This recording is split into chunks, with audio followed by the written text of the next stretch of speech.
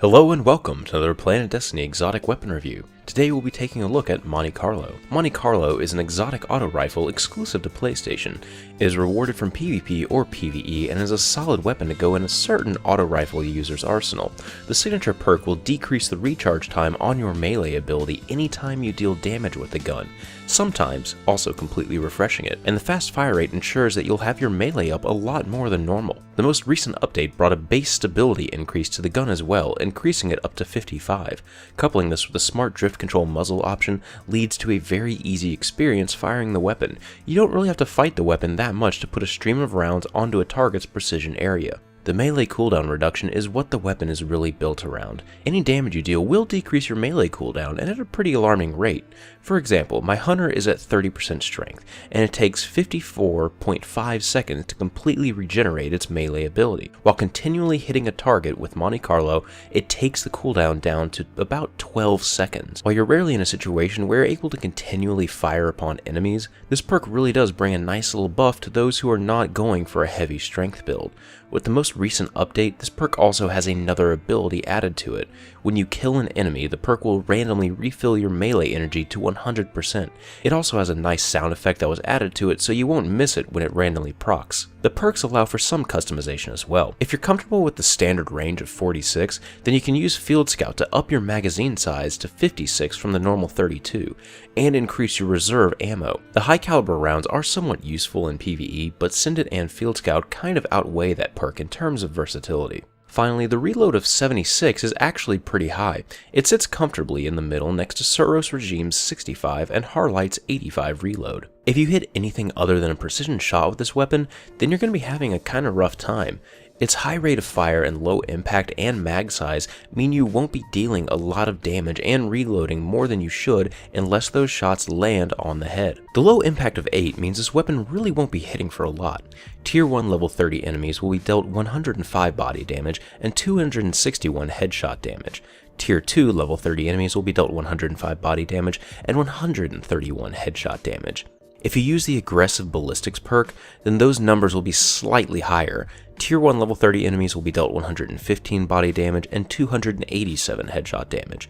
Tier 2 level 30 enemies will be dealt 115 body damage and 144 headshot damage. In PvP, the low impact means you will only be doing 16 body shots and 20 precision shots, so you're looking at around 12 body shots or 10 headshots to take someone out. Using the aggressive ballistic muzzle perk will only up the damage to 18 for body shots and 22 for precision, so it really isn't worth the minor damage increase for the loss of stability for using this perk. This gun really shines in the cosmetics department. It has a wonderful, sleek, futuristic look to it. The sound also complements this, as it sounds like a really perfectly well-oiled machine. There's a small ringing that occurs after each shot as well that can easily go unnoticed, but it just adds to the overall character of the weapon even more.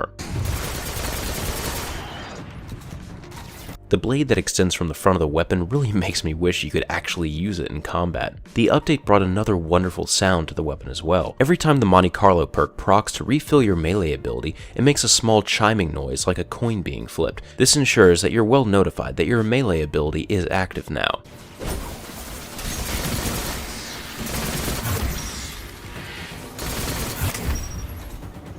The scope is probably one of my favorites in the game. It has a very nice yellow illumination around the edges, and the iron sights lead up to a red dot, which really helps you get a perfect bead on the target. Put the iron sight on someone's chest, and the red dot should line up perfectly with their head. Alright, let's take a look at some of the perks here on Monte Carlo. Starting off, you have CQB Ballistics, greatly reduced recoil, significant penalty to range. The stability, fortunately due to the recent buff, is actually pretty high. This is a really good baseline one to use since you're going to be starting out with it. But fortunately, the next one that comes up, Smart Drift Control, a small reduction to range for a pretty substantial increase to stability, and more importantly, the recoil is much easier to manage. It's pretty much directly straight up and down, very easy to control, makes it a breeze to use in PvP. Now next here is Aggressive Ballistics, much more impact, much more range, at a cost for some stability. This does reduce the stability by a pretty substantial amount here, as you can see. I really can't recommend using this one. It does work on some of the other auto rifles that are in the same archetype, but this one, the impact increase just doesn't make you do enough damage, and the stability reduction is pretty huge on this one since there isn't another stability upgrade. So personally, if you're using this weapon, smart drift control is pretty much going to be the only one to use. Next here we have hip fire. This weapon has bonus accuracy while firing from the hip. It's nice sometimes to really make the most of this type of weapon. You really need to aim down sights and hit your precision shots. Hip fire, you're not going to be able to, just constantly hit precision shots from good ranges. You're still going to have to aim down sights. This is really for those very, very up close and personal moments. Now this tree is a little bit interesting. Starting off, we have the high caliber rounds, oversized rounds built to stagger targets and leave them reeling. It's okay on this weapon. It doesn't really affect the weapon handling that much, so this really feels like more of a PvE talent. Unfortunately though, the other two perks really just outweigh this one. And right here we have the Scented perk. It greatly increases the range and accuracy. Personally, this is going to be the one that you're probably going to want to use most of the time, as auto rifle range is a little bit low, and this does help out a lot with it. It also does increase your accuracy a little bit more, so you're going to be hitting your headshots more even at the medium ranges, where you previously wouldn't really be using this perk. The thing to take into consideration here though is that you only have a magazine of 36, and with this rate of fire you can blow through that really quick. So Send It might not be the most useful if you're not able to always land your precision shots. So personally, for me at least, Field Scout increases your maximum ammo capacity and reserve ammo, and it just makes the weapon a whole lot easier to use because you're not punished for missing any shots. And then we have the Monte Carlo method. Dealing damage with this weapon reduces your melee cooldown and grants a chance to fully charge your melee ability with each kill.